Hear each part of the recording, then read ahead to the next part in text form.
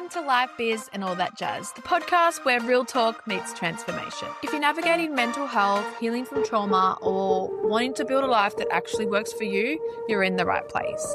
I'm your host, Jasmine Lachado. And if you're new here, welcome. Welcome to the family. If you've come back for more, thank you for coming back. I really appreciate your support. Every week we dive into the raw, the messy, the unfiltered conversations about healing, shifting pain to purpose, and navigating the troubles of life. Today's episode is for anyone who's thought to themselves, why do I keep doing this? Why am I stuck in this same loop, self-sabotaging, constantly filling your head with doubt? You might be a constant procrastinator, or also just feeling stuck in certain patterns that you want to shift. In today's episode, I'm joined by Larisa. Larisa is an NLP trainer, hypnotherapist, and the founder of the Abundance Academy, where she helps people rewire their subconscious beliefs that are silently shaping their lives. We start off with talking about Larisa's personal story and how she's transformed this into creating the business and being able to help people like she does today. Some key topics we talk about in today's episode are how subconscious programming forms in the early years, how hypnotherapy and NLP can help limit these limiting beliefs, and why your environment and your boundaries are very important for growth and having the life that you want. So that's enough from me. Let's bring in Larisa. Larisa, welcome to Life Biz and All That Jazz. So happy to be here. Thanks for having me. That's okay. Thanks so much for your time today. I really appreciate it. I'm sure you have a nice busy schedule ahead of you, but it is evening for you now, so it's probably something that you're winding off with for the end of your day. So we've obviously had a little bit of a chat before this, and something that really stuck to mind was your story and a lot of information that you've shared about subconscious beliefs. And I want you to kind of just start from the beginning for us, just so we can all understand, my audience understands a little bit about you, but I want to hear it from you and your story. Yeah, absolutely. So I live in Toronto, Canada now, but I am born and raised in Saskatoon, Saskatchewan. So a town of about 250, 300,000 people back in the day. And so we had good things. We had opportunities. I had a good life, but I also had in the midst of it, a history of abuse, a poverty mindset, and a lot of really small thinking installed and instilled in me. And one of the things my mom used to say growing up is, you can do anything you want. And she had this belief in me. And I remember always in the back of my mind going, but what the hell am I going to do? Like, where is it going to go? So I always had this contradictory thinking. She did believe in me, but I didn't necessarily believe in myself at the time because I had so many other influences just keeping me small. And flash forward many, many years, many adventures along the way. I had a career in personal finance. We did some real estate investment projects. I had a pole dance home party business. I moved across the country.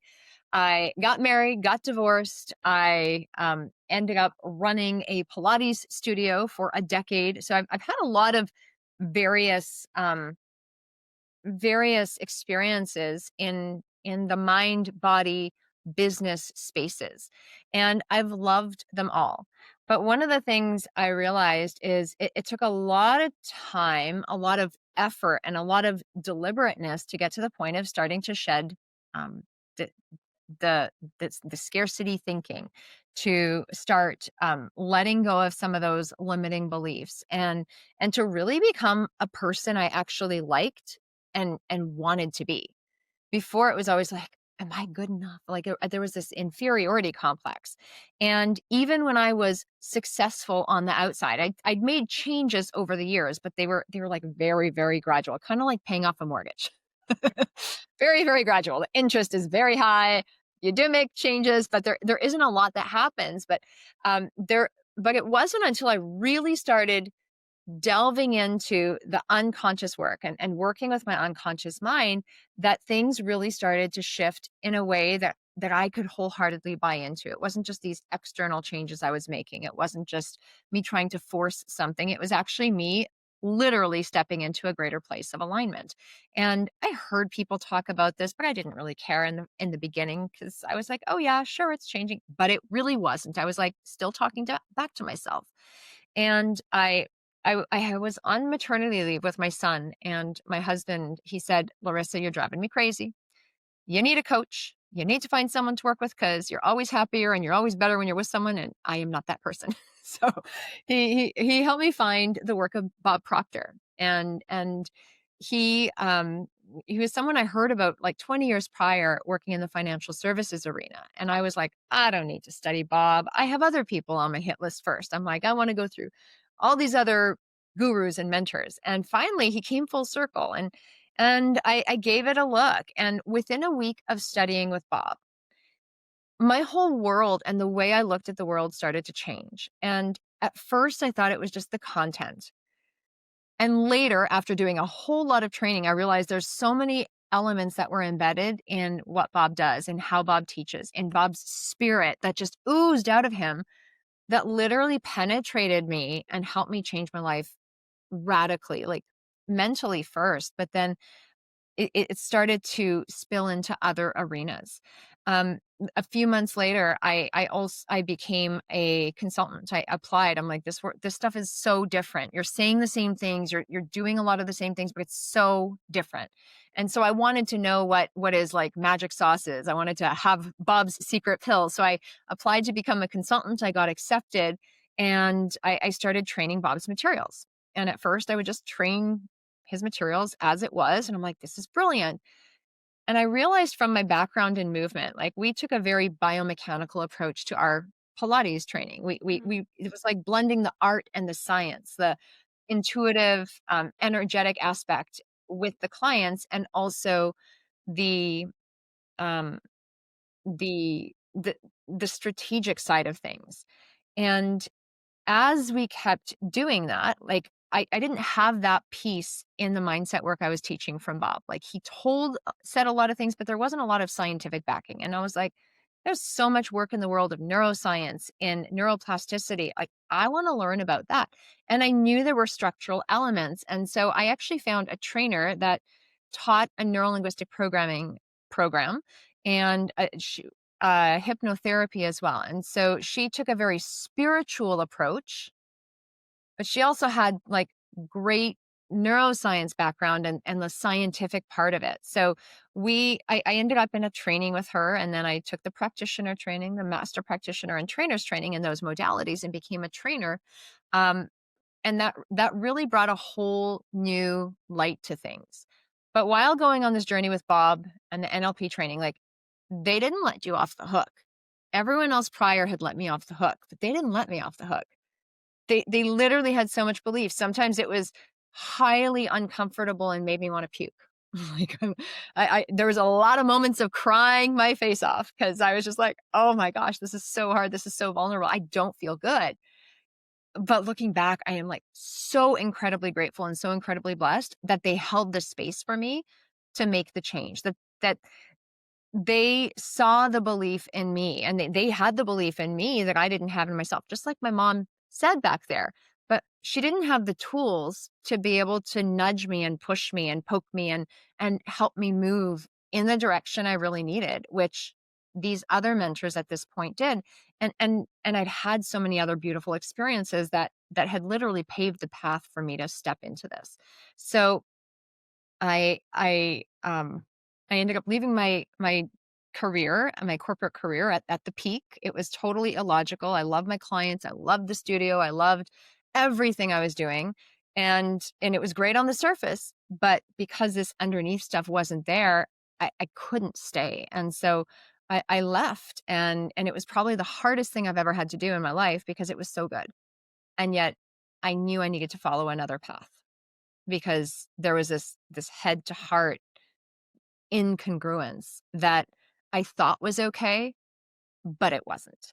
And I think a lot of times when you're successful and checking off the boxes in life, you think things are Mm, okay, but they're really not. You're just lying to yourself with a smile on your face and sometimes a cute outfit on. yeah. No, there's so many important things you then said then. I was like making little tabs in my head as you were going. And I think what you're speaking to as well is that we often will go years and years just coasting by. And I can relate to this so much. And I know so many other women will be able to, and men, but it's very easy to just get in this mode of just settling. And especially when it comes from our beliefs or what we've seen people do. Another thing, my dad used to say that to me a lot. You know, you can achieve anything, you can do anything like that. But he had his own struggles where he couldn't actually get that across. So it's kind of like we've had this little tiny thing embedded in us since childhood, but we were never able to action it or, you know, put it into action. So we kind of just followed on the path because you are going through life and we're always ticking off boxes and we're waiting for the next greatest thing. But if the next greatest thing comes and you still don't feel that satisfaction, is it right? And then that's something I always tell my audience is like, if you're feeling like you deserve more, it doesn't matter if you don't know the plan or how to get there, you deserve more. It's just having that little fire inside of us, knowing that if I can get, you know, just a little bit of a guidance. And I think that's very important as well. Like you said, having someone to help you get there where you either can have a coach or, you know, like a mentor, and it doesn't necessarily have to be someone that you're investing a lot of money in at the start. There's a lot of resources out there which can help you understand where you are and where you want to go. I'd love to touch a little bit more on subconscious and neuroscience. So I'm actually doing a grad cert in neuroscience. So I'm new to that world, but for me, the brain is so fascinating. And I look back at my own journey and see of how much I've changed my mindset and what I've been through, trauma as a child and growing up, and knowing the power we have of our mind and how we can change our beliefs, even if they are so embedded in us and we don't see another option. So I'd love to know your kind of quick wins. Well, not, we can't say quick wins when it comes to changing our subconscious, can we? No. They happen quickly, but they take a decade to get to, right? Yeah, that's right. And like you were saying before as well, it takes time, but you can see progress. Like you mentioned, in a week, you felt like that's really extraordinary, because I think the power of that is you, like I was saying earlier, is you have that there's something there that's showing you, and you just needed something to kind of like switch it on. So when it comes to beliefs, limiting beliefs and kind of like old school beliefs, especially I know you talk a lot about like the money blueprint kind of that in that way. So I'd love for you to touch on your thoughts on embedded beliefs, but then also changing how to start to change those beliefs. Yeah. I think a lot of times, I mean, your beliefs, they're not good, they're not bad. It is what it is. It's how you perceive things to be. And your belief system was what you acquired and adopted through everything you saw, everything you heard, everything you experienced as a child. And even since, but especially prior to 7 years of age, like most of your current belief system was created back then. And we don't realize the impact it has and the ripple effect it has, because we're so busy focusing on ourselves now that we forget that we had influences from way back then. And so it's things like how your parents talk about or don't talk about money, right? Some people are like, my family was very open about talking about money. Like we had conversations about money. We would look at investment statements. We would talk about what money's going where and retirement. Like that was an open conversation. So I was really comfortable with that side. However, it's like, well, money doesn't grow on trees. Mm. You got to work hard for money. Like that hard work ethic. And later I remember that working hard for money. I remember where this just got debunked for me. I was at a cottage at our cottage after I don't know if I did the event at the cottage or if I did the event in the city and then we drove up to the cottage, but I had some calls booked with people that attended the event. And I remember I did 3 calls in a day and all 3 people enrolled. And that was like my first $20,000 day. And I was like, I'm at the cottage. One of those calls was outside while I was weeding the garden. Wow. It Yeah. literally, That's so, it was just like that's so cool. so, and I had fun with the calls, and I was sitting in the room looking out at the trees, and I was like, this was before Zoom. It wasn't Zoom. It was just like phone calls, but I was just like, I was relaxed. They were relaxed. I was adding so much value to them. They wanted to work with me. Everything was just beautiful. So easy. And I was like, this is the most I'd ever earned in a day. And this wasn't hard work. I was Mhm. yeah, I did the work for it. Like, yes, I made the slides. Yes, I had to get people. Like, there was work, but I'm like, this is not hard. Like, people have to work hard to earn money. And I got to make a few phone calls and actually have fun. I got to teach something and not just inspire other people, but holy moly, I re-inspired myself with my business and what I was teaching. I did a very different style presentation. I was like so jacked. It was great. Like, everything was so fun about it. But you got to work hard for money. Money doesn't grow on trees. Like, those were a lot of the embedded things.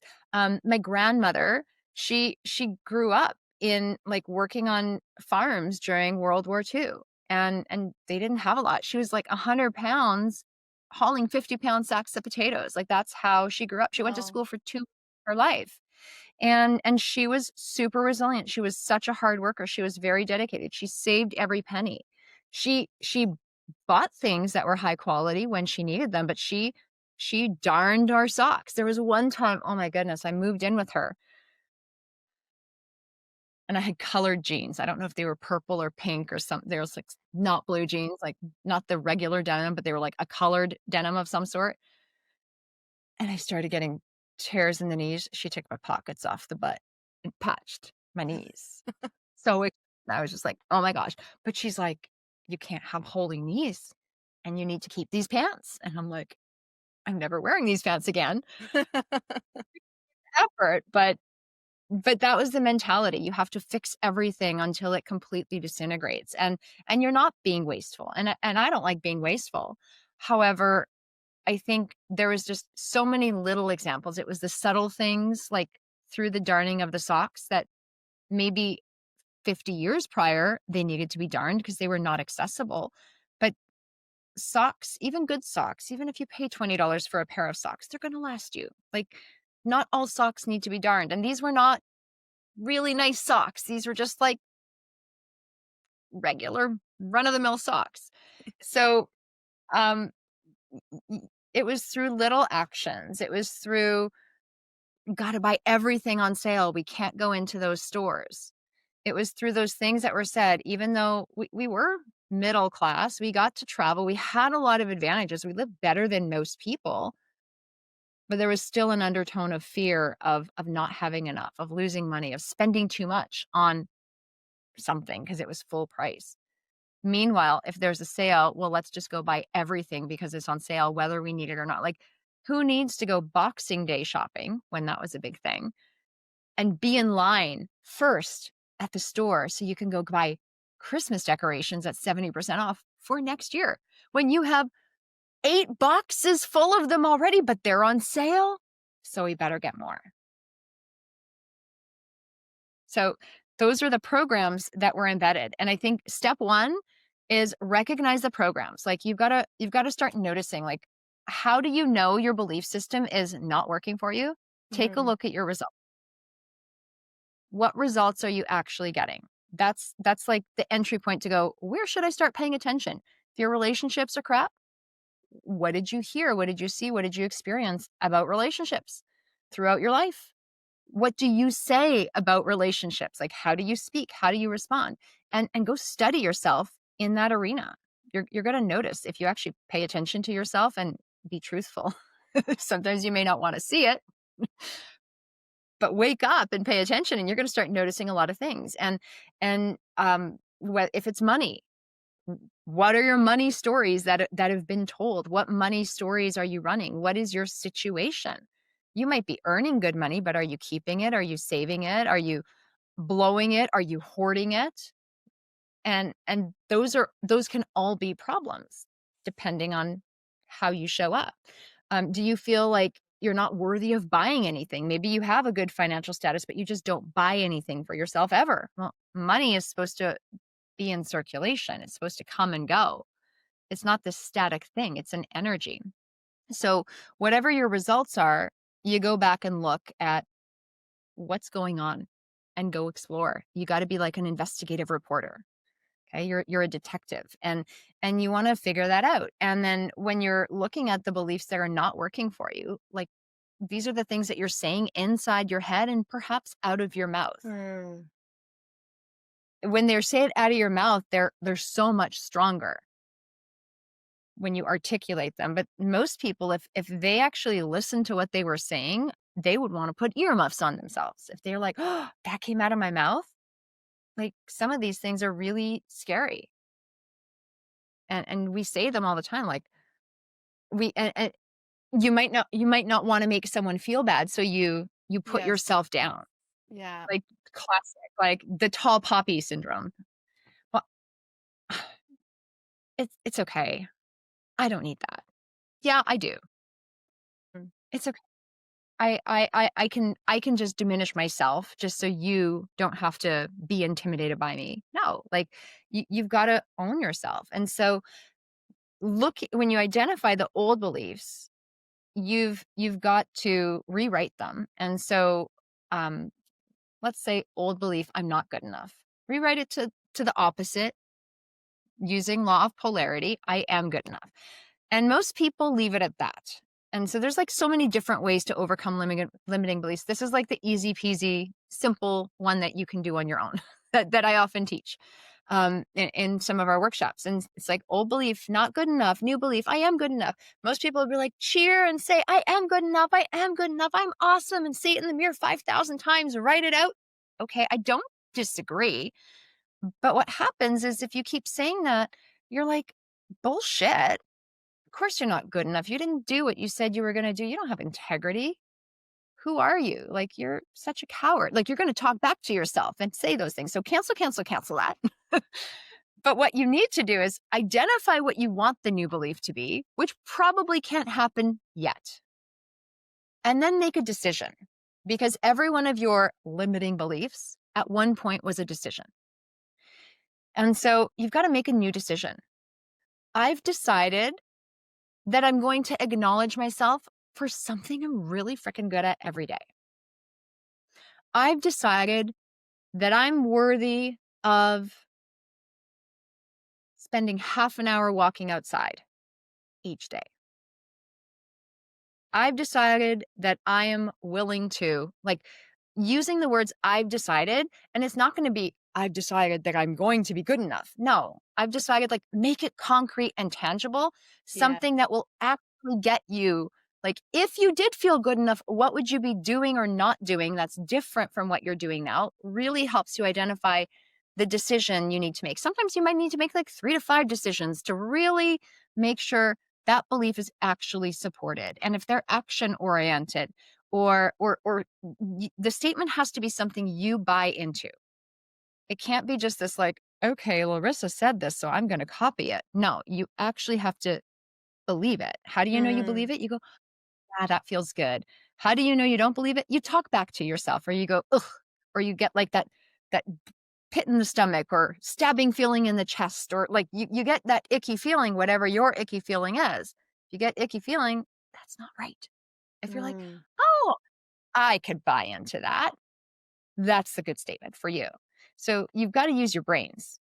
And we work with clients to help them come up with their statements, because sometimes sharing and hearing other people's statements is really helpful. And so I hope this example is helpful to your No, this is participants. amazing. Yeah, it's really good. Thank you.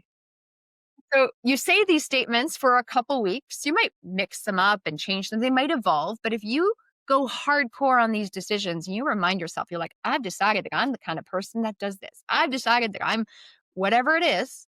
And you actually say them, live them, do those things in a week, 2 weeks, 5 weeks, usually within a couple weeks. For most people, it's a couple weeks. But if it takes longer, don't worry. Nothing's wrong with you. Just you, if you buy into it in a relatively short period of time, you'll be able to either say, I am good enough, or get closer to there. So like inch your way to that. And that's like the fastest entry point to shifting your beliefs on your own. 99% of people just aren't going to do it. They're going to listen to this podcast and they're going to be Yes. like, oh, what a great idea. And then you're going to go grocery shopping and then you're going to do 5,000 other things. So if you're listening, you should probably pause and then write your old belief. Like, look at the results, write your old belief, write your new belief that you want, and then make some decisions and actually make them happen. And then come back and listen to the rest of this podcast. Yes. No, there's so many golden nuggets that you said there. I'm so excited to unpack this a little bit more. But one of the biggest things that stuck with me then was we often have all these great ideas. Like you said, that someone's going to listen to this and think, okay, I'm really excited. I'm going to do this, write everything down. But writing it down, and as you also mentioned, is you might think it's okay, but then again, you're talking in your head. And if you're getting those triggers, you need to unpack that deeper. The stage where I'm at right now in my journey is if I get triggered by something, I celebrate it. I'm like, trigger me. You know, if I say something to myself or if I hear something, if someone says something to me and it triggers me, I have that mindset now where I don't get defensive. Or originally you might, if it's something new that you know you're not working on, but then it's really just been like, why am I triggered by this? And then unpacking that deeper. And I think for anyone starting their journey and wanting to uncover their limiting beliefs and really wanting to do that unlearning and deconditioning, if you talk about a belief or if you write it down and you find that you're not sticking with it, or your voice in your head or out loud is telling you different, especially when you're around other people, because I think when we're around other people, we go two ways. We can be honest if we feel like we can be honest around them, or we'll go the other way where we have to dull our sparkle a little bit and we have to really talk about ourselves maybe in a way that we don't believe in. So I feel like I'm kind of going off on a bit of the tangent here. I kind of do that. I get really excited about all the conversations, but back to limiting beliefs and understanding. So if someone was doing the actions, they've uncovered their money beliefs. So we've got obviously one side of money where they're spending a lot. Then there's the other side when they're not spending a lot. And often it can be in relationships where this will come up, or if you're, getting advice of somebody else or seeing where you are in your money journey, we'll call it. But I think money is one aspect. Obviously, you've got relationship, you've got self-belief. There's so many different areas that you could really work on. I think something really important that you mentioned was it's all good with saying it, but it's the action. And the action is what is the hardest usually to implement, because we can say all these things, we can, think all these things and want to be all this great person, but it's taking the daily steps and breaking it down into smaller actionable daily steps that really can help us get to the biggest goal. Okay, you said, and it's hard to action, but what if it didn't have to be hard? What if actioning could be easy? Yes. And even just like that, because it's typical for it to be hard, but what if it didn't have to be that for you? Yes. Even that is like rocking and shaking your belief system. I think that's something that we forget about. And just like you were saying, initially it was really you felt defensive when things came up. But the more you did it, the more you stepped into it, the more excited you got. It's like people that do this work, at first you might not feel good, but as you do it, you start to turn yourself on. You're like, oh yeah, this pain is going to teach me something. I'm going to learn something. I'm going to grow. Like you get excited about learning and growing and like, I wonder how else this little mess up can create some beauty or some magic in my life. And we do get excited about these triggers that come up or these limitations that come up, because when you peel enough layers, it actually starts to get fun. Yes. And if you're at the beginning, don't feel like this is like this, realize this is a never ending process. Like you're going to be doing this for the rest of your life, no matter like how close to God you become and how high on the mountain you climb. You're still going to be doing this because you're a human and you're going to evolve and you're going to learn, grow, and develop. You're not this stagnant person stuck in a box and stuck in a time capsule. So this is a great opportunity for you to just take the next step and the next step and the next step and the next step and the next step. I think as well, knowing that it's a lifelong journey and you can't put yourself in a position where, okay, I'm going to be this person by this date. And then once I get there, everything, my whole life's going to be sorted. This is going to be my dream life. You can get to there and love it, but it's also the continuous growth, like you mentioned. We're always going to evolve, and that's the exciting part. And so something I want to talk about now is the Abundance Academy. And I know you've got some really good resources on your website, so I'll be linking all that in the show notes, and we can chat a little bit more about that after. But yeah, I'd love to talk a bit more about the work that you've already explained a lot of the work that you're doing. But for anyone listening now that kind of wants to take that first step, what can you share with us? Yeah.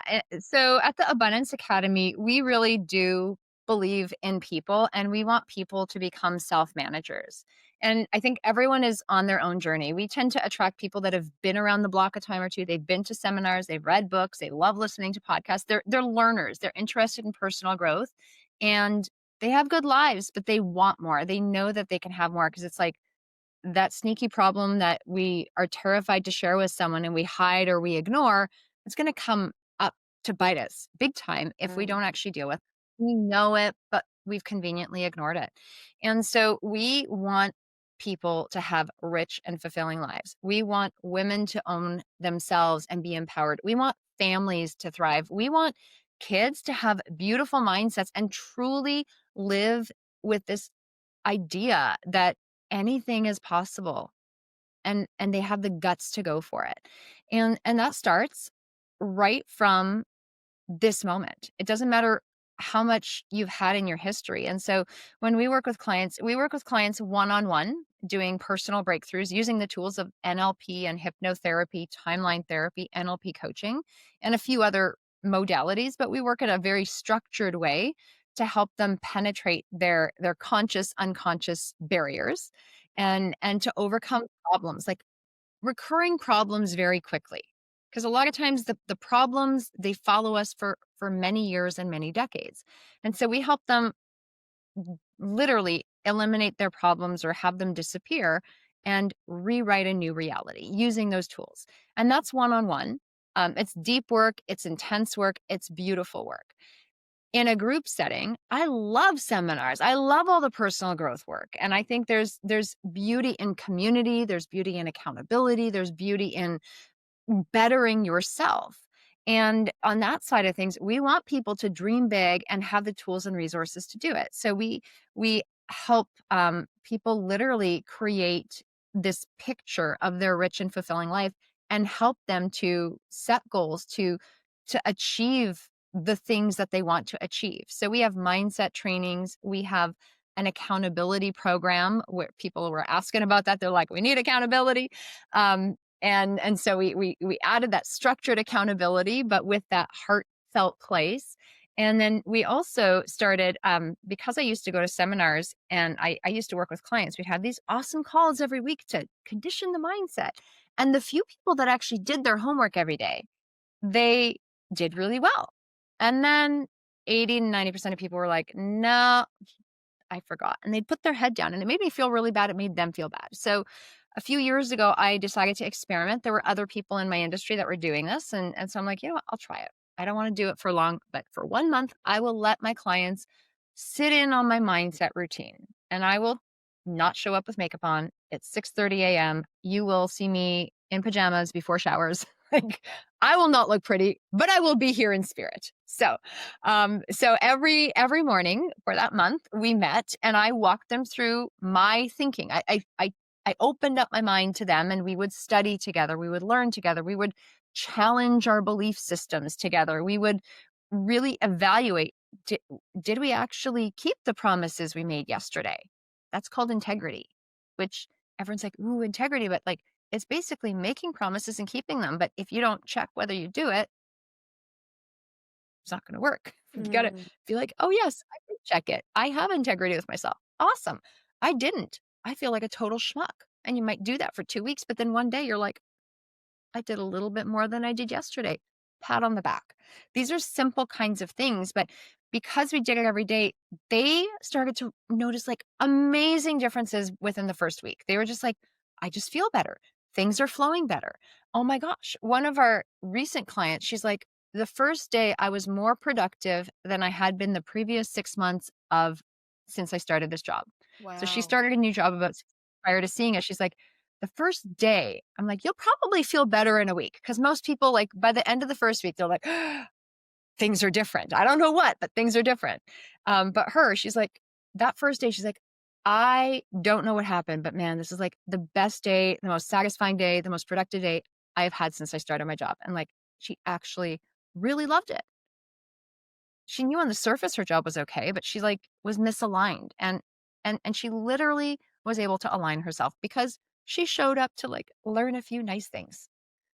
And we don't do mind-blowing concepts. We take simple concepts, but we make them come alive. And so um, those calls, the clients really love them. And they're like, Larisa, you can't stop doing them. So 3.5 years later, we're still doing them. It was an experiment and now it's continued. And now it's an actual part of our programming. And so we do these calls to implement the work because most people just aren't going to do it themselves. They know how, some of them, but some of them just want to, if they're going to meet a group of people every day, they're going to show up for the people.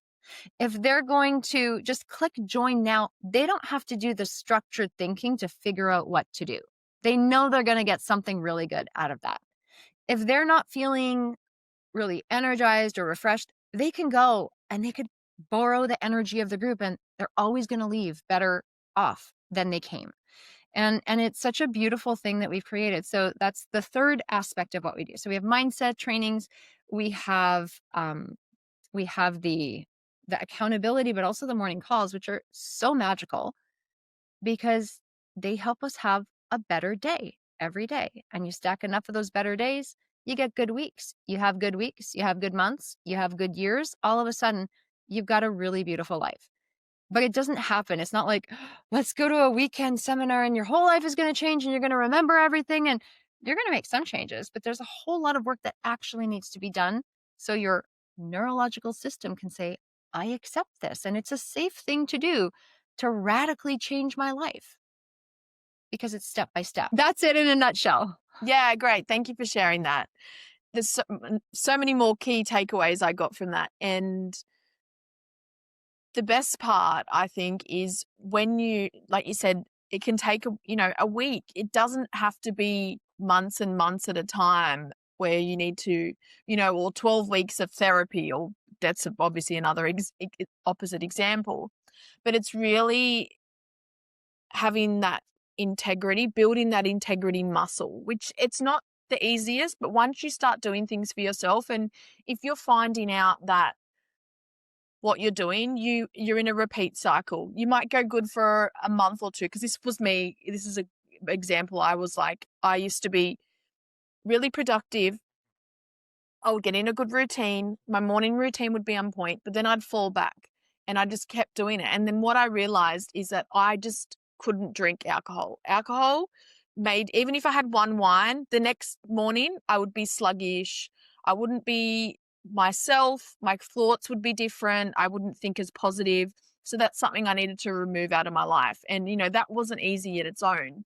That took a lot of practice, but it's ensuring that your environment is also supporting.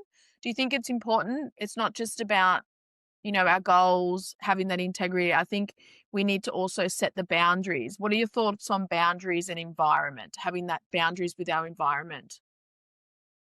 Yeah, Benjamin Hardy has a beautiful book called Willpower Doesn't Work. And he really does, he goes into depth on resting spaces versus working spaces. And he talks about the power of environment. And you can do all the kumbaya meditation you want, but if you're sitting and looking at a mess, if you're surrounded by toxic people all the time, you can progress to a certain level, but you'll never achieve that fullest potential in that environment. Like you have to adjust your environment. If like people make the most rapid changes when they do change their environment because they're they're so stimulated, they can receive new information, their creativity is heightened, they're receptive. You want to be happy, go spend time with happy people. Like, you want to have fun, go into a fun environment. Don't be miserable, and don't be watching the news every night. That's not going to take you there. You've got to actually set your life up for success. It's not always possible in the beginning. So maybe you can't afford five-star luxury um, hotels for vacations, but maybe there's a really nice hotel in your neighborhood, and or in your city. You can go have a tea or a drink or a coffee, and you could just spend a few hours in a beautiful, luxurious place. Maybe you can't go climb a mountain. Well, I'm sure there's like a nice hiking trail somewhere, and you can start putting yourself in these environments and moving in that direction. Maybe you can't go to the full spa experience in Europe for a month, but you can go get a facial. You can go get your nails done. You can even do an at-home spa. Like, Google at-home spa. There's so much beautiful information. So I think if you can't make all the environmental changes, you've got to do something to start setting your physical space up for success. Even spending time with new people. Like, the past couple of years, like, we've had a lot of changes. I've really pruned a lot of things out of my life so I could focus on my son and my family and on my business. Like, I really don't haven't done a lot of other things. I used to have a very full life, but I was like, I really just don't see all of that as a priority anymore. So I've pruned a lot. Recently, I've been feeling a little antsy. I'm just like, things are not good. I was feeling lonely. I was feeling just all kinds of things. I'm like, I need a change. I need a change of energy. And I started thinking about all these people I used to spend time with. And it was good to have time apart, but I was like, I miss these people. So I reached out to a whole bunch of people this week, and I've got like so many lunch and coffee and walking dates set up because I need new people in my environment. Like, they're older people from my previous life, but a lot of these people, I'm like, I know things have changed. I need to have some kind of new inspiration. And that's so a simple example of what I've done. Seeking new mastermind groups, all of that can work, but you need to pay attention to what will serve you. One thing you mentioned about it can be hard at the start with changing environments. And I think the hardest part is if it's family or, as you mentioned as well, if it's friends. I think if you feel like you could be a better person if you didn't associate with a certain person or, in a group or work or anything like that. So, and with environment, and I find that setting boundaries to begin with, you should be able to talk to a family member or a friend and express how you're feeling. And that's something that I've learnt to do over the years. And it's not necessarily easy, but if they don't respect that and they don't support you and your vision, then you have the right to say, well, this isn't supporting me. Like, it's again with family, it's not as easy. I know that. But yeah, what are your thoughts on if someone needed to kind of break from that environment? Yeah, I don't think I people that you tell your goals and dreams to Mm. need to actually be able to support you. And I Yes. don't think everyone is. And one of the things Bob used to say is, don't tell people your goals. Like, most people don't need to know. They can know you have them, but they don't need to know the details of them, because 95% don't understand what you're trying to do. They're going to think you're crazy if you have a big goal that they don't understand. They might put you down, not to be mean, because they just, they may not, they may think you're in danger. They may think you could do something else, you could do something better. And so they're not necessarily even qualified or able to be supportive of you. So, first and Mm. foremost, if you have goals, dreams, you don't have to tell people. I do Yeah. think there is value in sharing, but you've got to be protective. Like, your Yeah. goals are precious, and you don't need to have that extra layer of stress being shot down. For some people it's motivating, for most people it's not. So I would say, be really careful who you share those Mm. intimate things with. And we do share a lot of our goals within the Abundance Academy with one another, but not everyone shares everything, and that's okay. We know we all have something we're working towards, and we're really supportive, but the level at which you share, you need to trust people. And here we're all doing the same thing. We have a vested interest. But out there, they're not studying the same things. They're not having the same ideas. They're not doing the same work you're doing. And even with family, they're not always going to be supportive. Some are. I'm really fortunate that my husband's ultra supportive. Many people don't have husbands that are as supportive. I've always just expected my husband to be supportive, and he just kind of was. Yeah. I didn't think a husband would be supportive, and I got what I wanted. So that was a good expectation to have. But you can make do with what you've got. It might take a little more work. It might take a little more effort. You might have to spend a little less time with people or different kinds of time with people. So you might want to start thinking like maybe instead of calling them every day, I might call them every 2 days or a couple times a week. Doesn't mean I don't love them. It just means this is what I'm able to do now. And maybe there's certain that you'll just say, I'd prefer if we just stuck to this and this topic. Let's let's stay in this arena. I'm working on something. I need my space. Ask them to protect that. And you may need to create boundaries. And boundaries are really great. Families are perfect places to test boundaries. Yes. But you've got to and hold them. You need to train people like puppy dogs. They you can't expect them to get it the first time, because if you're asking for a new behavior or response, they might need 2 to 4 times of conditioning before they're able to actually do that. It's not that they don't want to, they just don't know it's supposed to be different. You have to actually repeat yours, even full of consequence.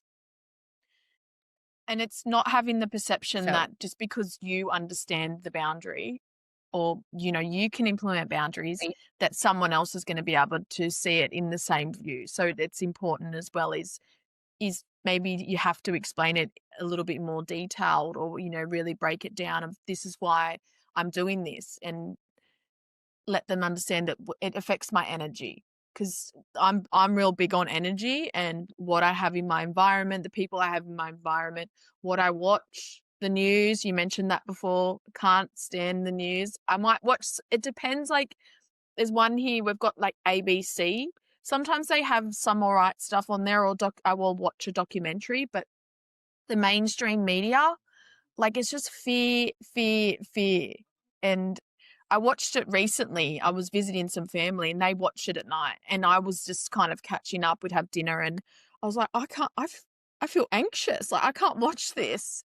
It just, when you go without it for so long and you watch it and you also notice it. And I've got my business is in marketing beside the podcast, and I see things from obviously a different perspective as well, from, marketing, storytelling, and yeah, it's so interesting. And I think that's as well, kind of piggybacking off environment, is it can be as simple as not following certain pages that you don't align with, or only having positive stuff. I think it's really making sure that everything around you, whether it comes to what you're consuming, what you're reading, the energy, it's so important to really build that strong environment, and then having those boundaries.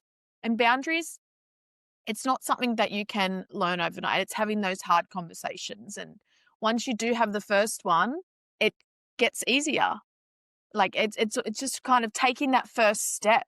It's always that first initial step, and that comes with anything in life. Like in anything now that we're talking to, is that once we have that step, you're stepping into the right direction. There was a client I worked with many years ago, and she had a challenge with her mother. And her mother was older, in her 90s and pretty set in her ways, but her mother Mm. would yell at her and belittle her on the phone and when she went to visit. And so we literally had to set a boundary. And we had to script it. We practiced talking it through. But even something as simple as saying, "Mother, if you continue shouting at me, I will hang up the phone. Mm. Mother, I deserve to be spoken kindness and respect. If you continue shouting at me, I will hang up the phone." And she had to repeat that like a broken record 3 times, and then after 3 times of repeating it, she hung up the phone, and her mother was like beside herself. She had to do that same thing, whole cycle, I think about 2 or 3 times. And then since that day, her mother has never shouted at her on the phone. Amazing. Mm. She did the exact same thing visiting her in the house because the phone wasn't enough. Mother, if you shout at me, I will leave. If you continue shouting at me, I will leave. I deserve to be treated with kindness and respect. If you do this, I will leave. Like, broken record. There was no she kept the emotion and the feeling out of it because her mother, it wasn't that she didn't care how she felt, but it was irrelevant. She needed a certain behavior, and if that behavior was going to happen, there was going to be a consequence. And her mother wanted her to stay. So eventually, after again 2 or 3 visits, her mother learned not to shout at her. And amazing, her mother stopped doing that. And this is a grown woman in her 90s. Like, people say you can't change. And this is their cultural background was very, very rigid and set in their ways, in addition to being 90. So miracles are possible, but you have to hold your own boundaries and you have to keep repeating them until people follow them. Like, you must be responsible for the people. You can't expect them to get it. Y- If they're not following it, you have to be willing to do something or not do something. And you have to actually pull that consequence, or people just may not get the message no matter what you say. Oh, that's a really great story to relate to this topic because, like you said, people can change at any age. And if someone's calling, oh, it's just 2 a.m., I can't change this, they they don't know any different. That's their belief, but maybe expressing how you're feeling and that, you can change will inspire them and even know that, you're implementing a boundary, it's for yourself. You're also, that's it's kind of carrying on that someone else might be thinking, okay, I can implement a boundary. And people pleasing is something that we easily find ourselves in when it comes to friendships, workplaces. A lot of the times we don't want to hurt other people, and that's human nature. Like, we don't necessarily want to be mean, but when it's affecting our own self, it like this is our life too. Like, we don't need to just cater and make sure everyone else is okay, and it's very easy to get into that, mindset. And, like, again, comes back to that's how we, have seen our parents be, family members. It's just we've grown into this certain person, and our beliefs thought that, we can't really speak up if it's going to offend someone. But whatever we have from our past and our beliefs, we can change it at any point. Any moment we can say to ourselves, I'm going to change this. And then it's obviously implementing the steps. One thing I think I want to talk about is hypnotherapy. So that's a really cool, I've never tried it myself. It's a really cool topic. Do you find if people are really, if they're stuck, and obviously what you've explained from your methods, it seems that people are really, implementing that change quickly. But have you ever had an experience where the beliefs were deeply embedded? It was, there's a lot more behind it than just, how they were brought up. If it was trauma related, does hypnotherapy help with stuff like that? Or what are the benefits of hypnotherapy? Yeah, hypnotherapy can help with anything. Yeah. I tend not to use it to cure trauma. I have other tools that are faster, better, and more predictable that are in my toolbox. When we work with clients, we would typically use timeline therapy to let go of the negative emotions and limiting beliefs.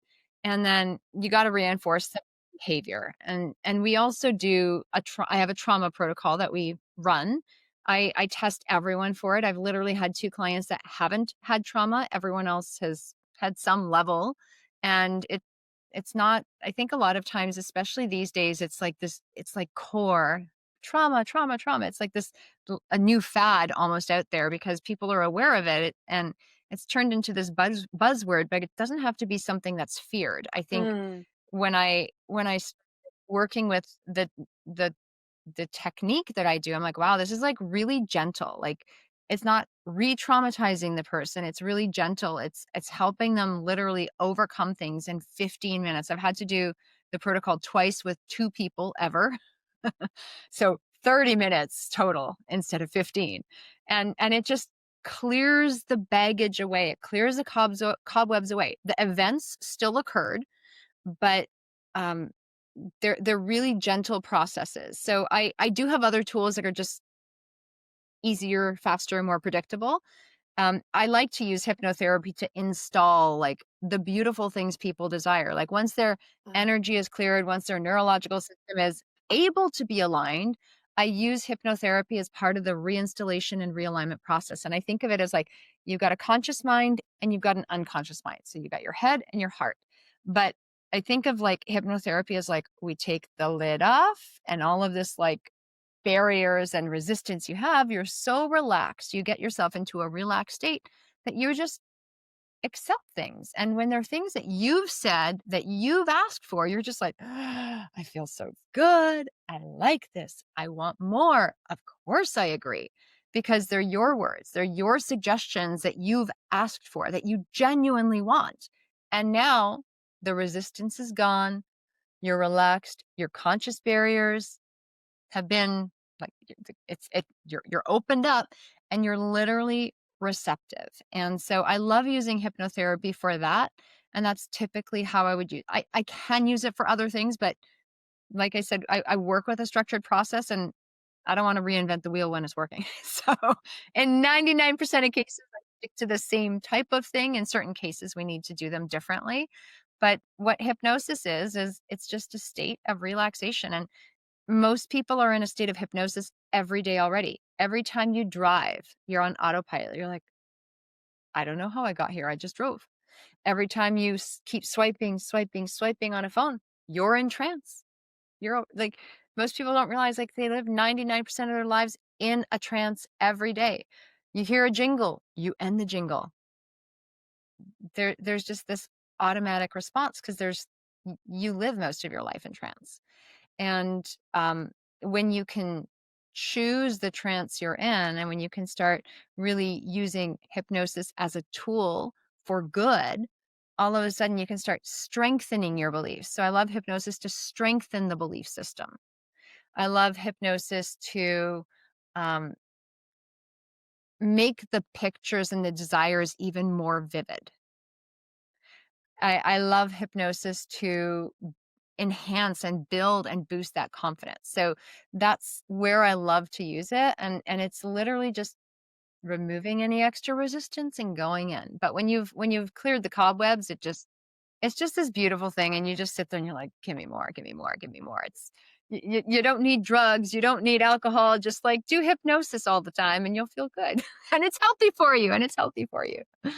That's such a beautiful way to use it. I've never really heard of just, one focus of doing it in that positive way. And I think it can be scary if people hear hypnosis as well. We obviously you see a lot of stuff. This is all what's, out there anyway. But if someone knows that they won't have control of their mind, and if it is attached to, say, trauma, there could be more of a, negative aspect of them feeling like, oh, I don't want to do that because I don't know where I'm going to be. I can't control my mind. But going into it, knowing this is going to be helping me with positive experience, I think that's really cool.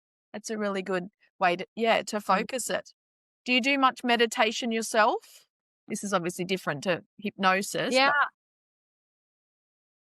I do. I like to meditate. Usually I find if I do it every day, I get to the mind numbing part. So every 2 to 3 days, I find meditation great for me. I can't, it's like even gratitude, love gratitude. I need to do it every couple days or at night. So I found different times that work for different tools. But even you were mentioning the hypnosis and how people get scared. And I think this is a really important point. When I was in my trainer's training, we were taught that hypnosis, you're not under someone else's control. You are in full control. And where this was really evident is while I was becoming a trainer of hypnotherapy, we had to also be participants and we had to learn how to do stage hypnosis. I am not that kind of hypnotherapist. I learned how to do it to pass my test, but I'm not, don't make me do a comedy show or any, any kind of show in an event. But I had to be a participant, and I also had to learn to do it. And I was a participant in someone else's show in our class because there's only so many people there. And I remember they asked me to get on a roller coaster, and I'm like, no. And I refused. And I'm going to be compliant. I'm not going to be this person that's mean and makes it difficult for other people. Cause sometimes I can be difficult. But I was like really wanting to be compliant. And I'm like, I'm willing to do almost anything. I'm like really trying to be accommodating, but I was on that roller coaster. I'm like, no, I'm not getting on. And I remember, even though I was willing to be accommodating, I wasn't willing to get on the roller coaster. Why? Because I get nauseous. And I felt like if I got on a roller coaster in that moment, I was probably going to throw up. And I didn't really want to feel that way. And so I refused. And that was the moment where I was like, okay, I know I'm in my heart willing to be compliant, but I wasn't willing to do that little thing. And it really demonstrated to me that you actually are in control. Like you're fully aware of what's going on. Unless you get into a much deeper state of trance, then you're just having a really almost a good nap. But you're aware of what's happening. You're aware of what's happening. And that is so important. I think a lot of people, they think they're not in control, but they are in total control. And if something is fundamentally wrong and they don't agree with it, they're not going to accept it. It's not going to work. So that's a big thing, is you're only going to accept it if it's actually aligned. Thank you for explaining that, because like I said, that's something that would, stick with people. But knowing that you're going into this and it is you, it's just that you're kind of asleep. Not asleep, but it's still your mind controlling that. I wanted to have a bit of a chat about your book. So did you want to talk to us about that? Yeah. So to make sure I read it out, I've got a note. So stop procrastinating your life away. Okay.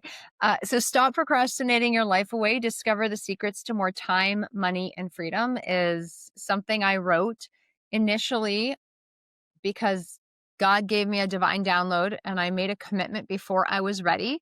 And as soon as I announced it, people were like, we need this information. We need this. So our community was begging for it. But it is my invitation to people to live their boldest, their most beautiful, their best lives. Because so often it's not just about procrastinating on tasks. It's procrastinating on the important, the juicy, and the beautiful things in life. And I want people to have the ability to have the gift of actually living a rich and fulfilling life. When they're on their deathbed, they look back and go, damn, I had a good life. And they can go in peace, knowing that they did exactly what they needed to do with the time they had. And they feel good about it. And it's not just about checking off a list, it's about really having that aligned opportunity to be present and to have that inner fulfillment. Wow, that's amazing. And I'll link it in the show notes as well. I think we often don't see the possibility, and, we're obviously in a different mindset, but knowing that we're going to get to a point one day and we are going to look back. And if you're currently going through stages now, if you're listening and you're feeling that resistance of regret, or I don't use the word regret, because for me, I've always looked at it as lessons, but I guess I've kind of been lucky in a way that I have come full circle and been able to create this life that, that I love and not look back. But, being younger as well, we have the opportunity to still create our own lives. So I think as well, doesn't matter what age you are in your journey, you have the possibility at any time to change and to make it right and to have this amazing life. Mhm. And even if you are in your 60s or 70s, and well, my demographic of listeners isn't that, but if you are, thinking, oh, I don't have time, I am who I am, like I've lived my life, I think it's really, or if you know someone, it's just that it doesn't matter what stage you are in your life, you have that possibility at any time to really relive and create your dream life. It sounds really beautiful what you're sharing, and this conversation's been very insightful and a lot of key takeaways from this. So did you have anything else you wanted to share today, Larisa? Yeah, you know what? It kind of came full circle because I think at the beginning of our discussion here, you mentioned something about when we're younger, we think that there's like this D-Day where we need this, and this to happen by this date, and that's success, and then we're done. And I remember thinking that when I was in my 20s, I had like, by the time I'm 40, these things need to happen, or I'm gonna suck and I won't be successful. And now I'm past that point, and holy moly, what a journey and what a ride it's been. Didn't work out at all how I anticipated, and it's so much better than I ever expected. Mm. And so if I had used those success criteria, they would have never worked. And you can still have so many opportunities come your way when you give yourself the ability to open your heart, open your mind, and be accepting. And that's what you're doing with this podcast. That's what I'm doing in my business. That's what we do every day is we gift people opportunities to find their highest and best self. So if anyone does want to download the Stop Procrastinating Your Life Away book, it's meant to be a kick in the pants. It's not just a pleasure read. It's like a workbook. There's information, but you got to do the work or it's not going to work for you. And you can find it at stopprocrastinatingbook.com. So that's a free resource. We want to give away the whole book. It's not like download a free chapter. You get the whole book if you go to stopprocrastinatingbook.com. And that's our gift to our community because we want to give people the opportunity to change their lives and create ripples across the globe. Oh, that's amazing. I love this. I will put the link in the show notes. So anyone wants to download that, that's really exciting. I'm excited to have a look. I had a little bit of a look at your website and there's a lot of really juicy stuff on there. So I will be linking that as well. I like to end each episode kind of thinking about where we are now. And if you could go back to your younger self before the, transformation, we can call it, what would you say to her? So someone now that's really at the start of their journey or they're listening to this and we've sparked some things in their mind and they're like, I deserve better. I can have a better life. What would you say to them? I think I would have maybe not said, but taught her because I heard a lot of Perfect. things, but I would have taught her how to learn to notice what's good. This is a simple thing I do with my clients all the time, but sometimes you can't get to gratitude. You can't get to like, oh, everything's amazing. Some days you just have bad days, but I used to have so many bad days. And if someone would have forced me to answer, well, what's good? What are a few things that are actually good? I Mm. would have started to notice even more of them so much sooner. And noticing the good leads you to noticing the blessings and to being grateful. And it just has this spiral effect. And so back then, when I wasn't able to step into this higher level self with all the positivity and gratitude that I thought was a bunch of garbage back then, um, I could have answered what's good. And I think I would have really taught myself how to do that wholeheartedly. Like sat down like my mom's doing her homework with me. Like my mom used to sit there and do my homework when I was a kid, but that kind of teaching and let's do this together. What else is good? What else is good? I don't know. What could be good? Let's go back through your day. Let's go back through the calendar. It sounds so simple and obvious, but I wish I could have had that gift back then because that is a major thing that's just changed my life. Oh, that's really powerful. Thank you for sharing that. And that's a really good key takeaway that people can really put into action today. Start now. And Larisa, I really, really appreciate your time. I'm just so happy that I could be here. And thank you for speaking with me and inviting me here because I think these conversations, they really do give us the opportunity not just to share our story, but also really find the beauty in the journey, right? Yes. Meeting new people, hearing new conversations, and embracing and honoring that along the way. And the journey is the most beautifulest part because as I mentioned earlier on, it's a lifelong journey, but you do get to a point where everything around you is good enough, but you still know that there's things that you can constantly work on and, you know, constantly make it better, but you are still so grateful for what you've created. So thanks again for your time, Larisa, and I will link all your details in the show notes. And to everybody else, I will see you next week.